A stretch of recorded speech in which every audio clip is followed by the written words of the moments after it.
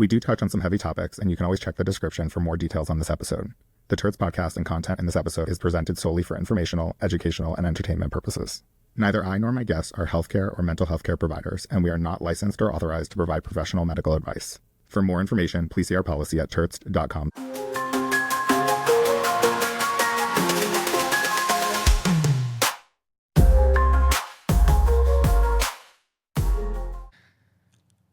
When I was in my early 20s, I knew I wanted to be a coach, but I had a lot of work to do to get to the point where I could actually coach other people. I remember very vividly walking down the street with a friend and them asking me what I wanted to do with my life. And I said I wanted to be a coach. And their immediate response was, how are you going to help other people if you can't even help yourself? And in that moment, I knew that I had a lot of work to do on myself to get to the point where I felt comfortable helping other people.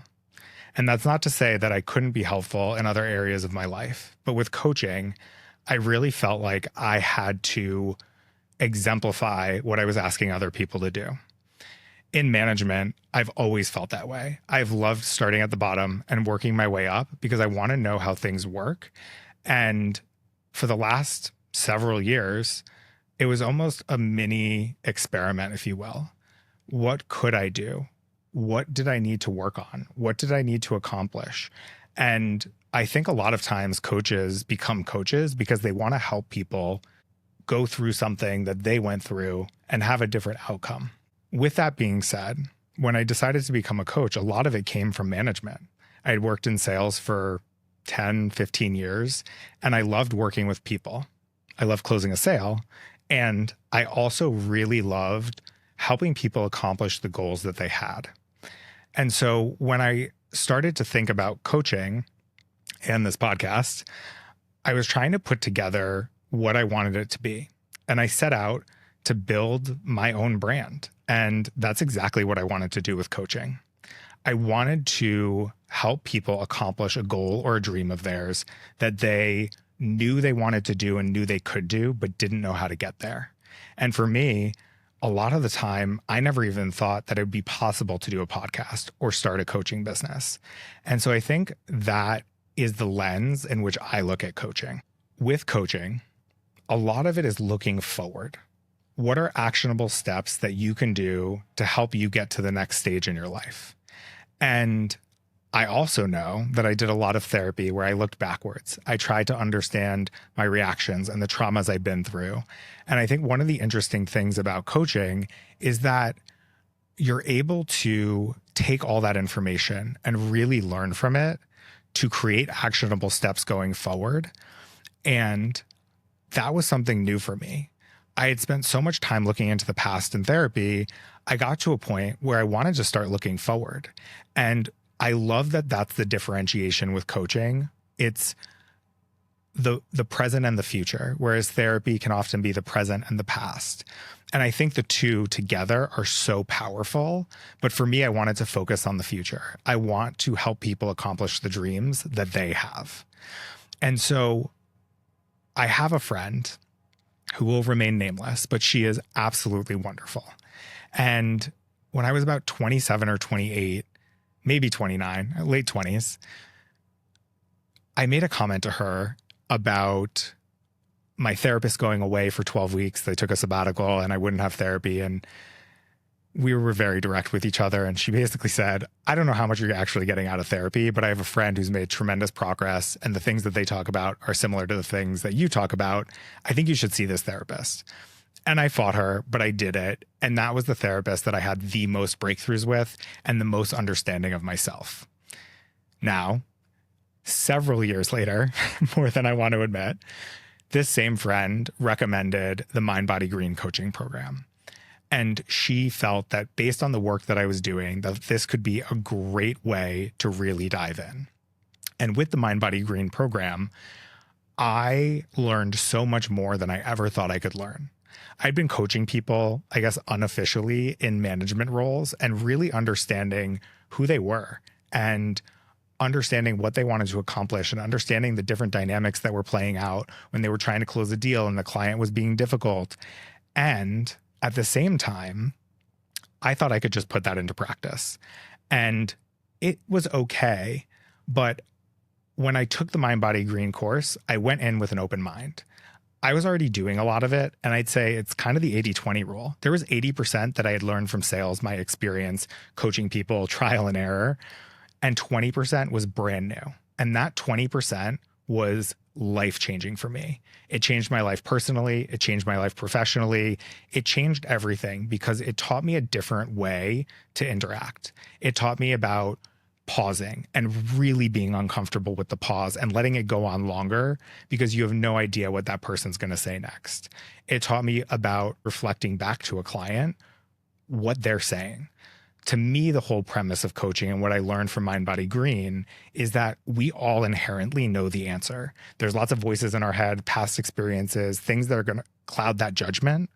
But at the end of the day, we have an intuition. And for me, coaching is all about getting that person sitting across from you, looking to make a change in their life, to get there on their own, because that is the most powerful thing.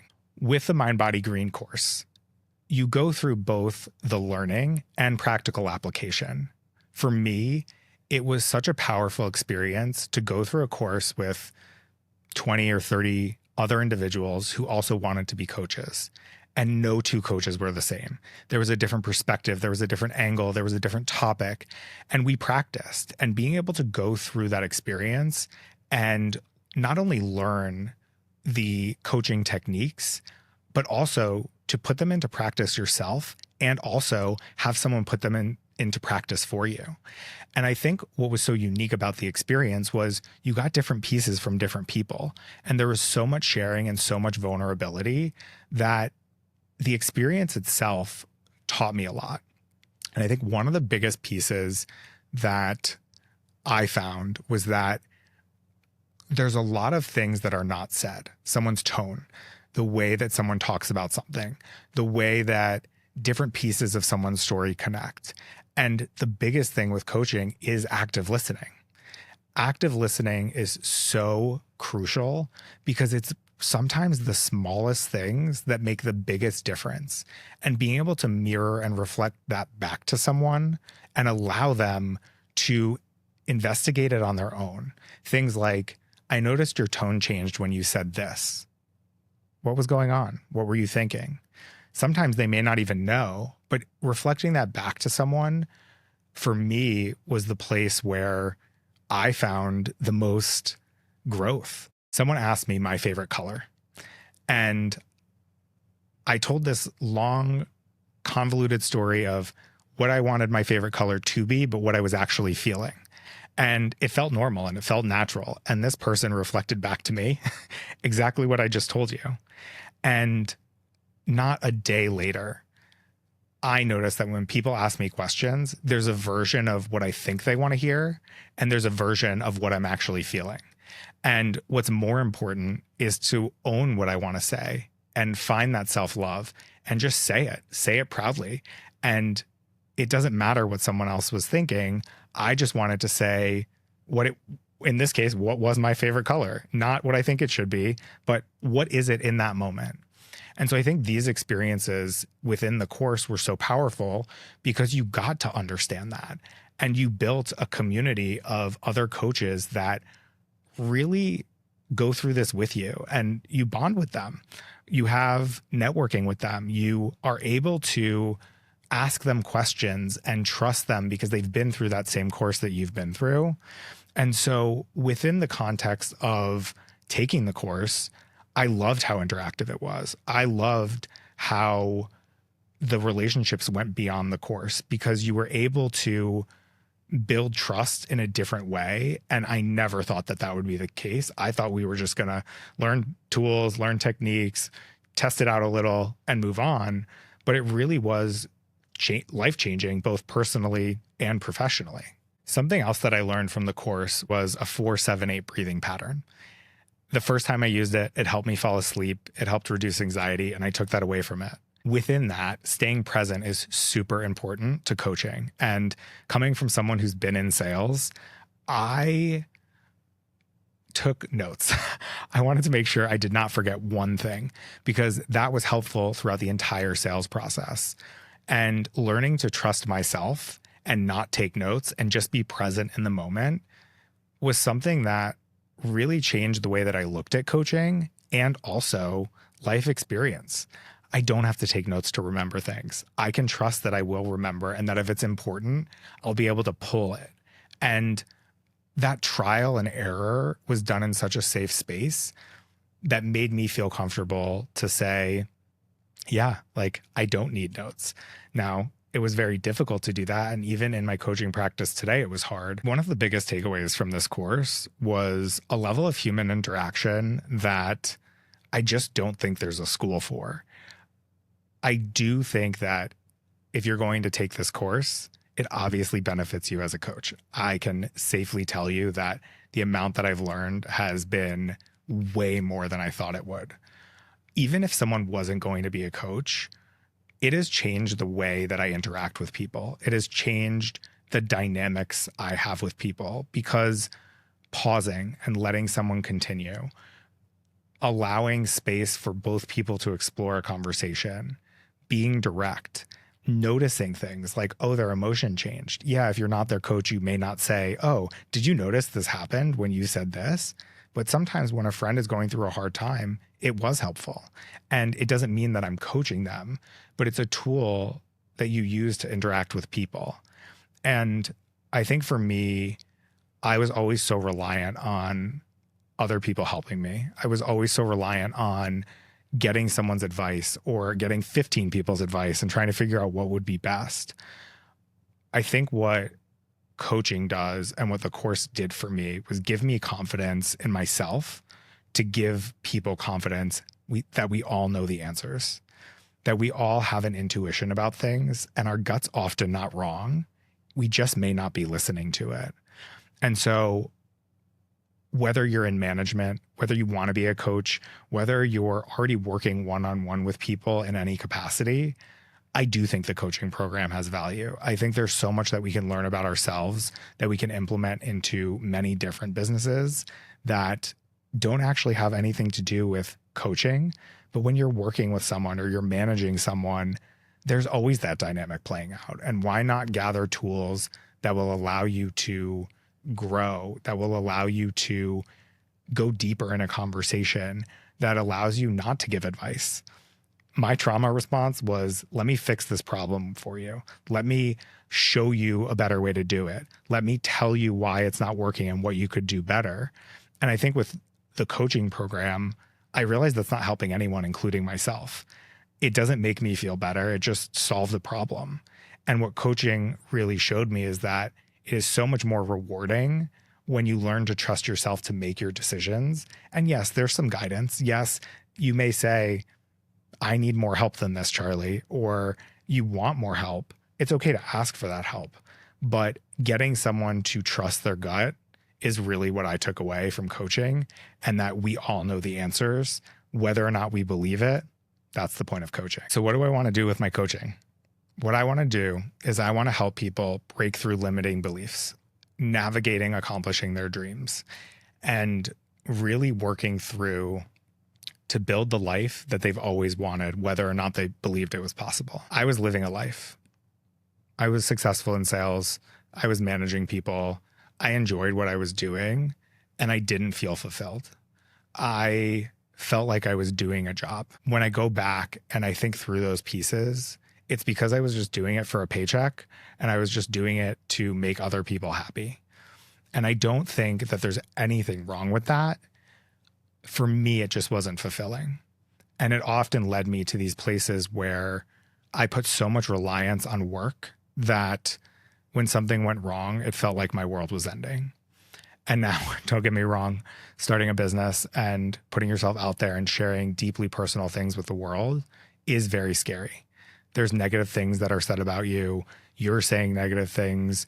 You're struggling to find the path forward.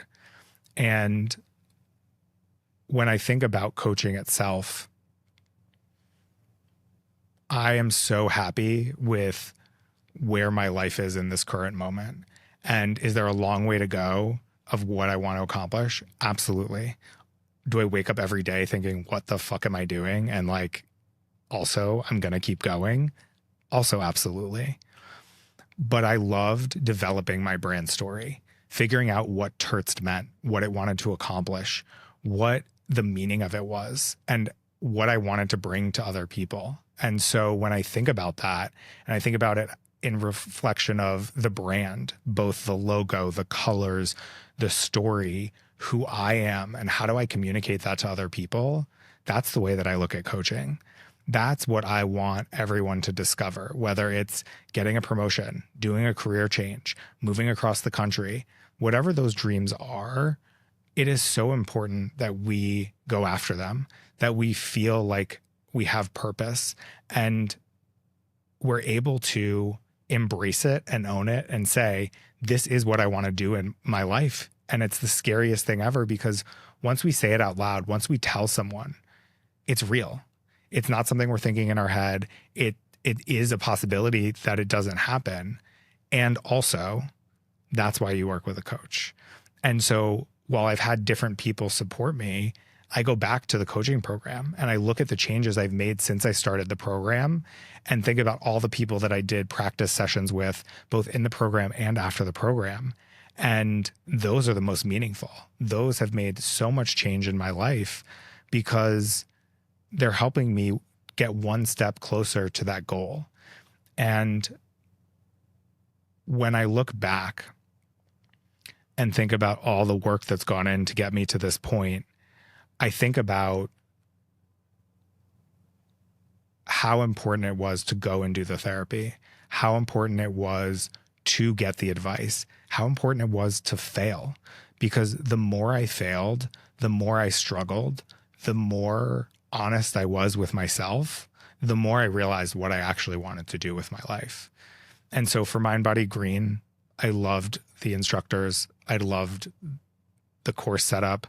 I loved the dynamic of working with other coaches and hearing from them and taking pieces from what they were doing and hopefully sharing pieces of what I was doing. And regardless of whether or not someone wants to be a coach, and I know this sounds like an ad for them, it really does change all dynamics in your life. And I think that is what was so powerful to me, is that it made changes where I didn't even know changes needed to be made. And these coaches pulled things out of me that I didn't even realize that I was thinking, but physically I was feeling. And so the message that I want to leave everyone with today is you can accomplish anything you set out to do. You can build a brand, you can build a website, you can build the life of your dreams, and it's not easy. And I am nowhere near the things that I want to accomplish. And also, it is possible. And it is something that is attainable. And I think it's so important to say that over and over again, because we are our own worst enemy. We talk ourselves out of the things that we want to do because they feel unsafe, because there is unknown, because we could fail. And the greatest feelings come from those accomplishments when we take that risk. That's it for today's episode of Turtzed, and we hope you enjoyed the conversation. Do yourself a favor and hit that subscribe or follow button, because trust me, you won't want to miss what's coming next. And if today's episode got you thinking, laughing, crying, or maybe even rolling your eyes, write a review and tap to rate. Now let's be real. This convo doesn't end here. Hit us up on socials and don't be shy. Slide into our DMs. We love to connect. Thanks for hanging with us today, and catch you on the next one, because our journey together is just getting started. Remember, stay curious, live authentically, and keep turtzing it up.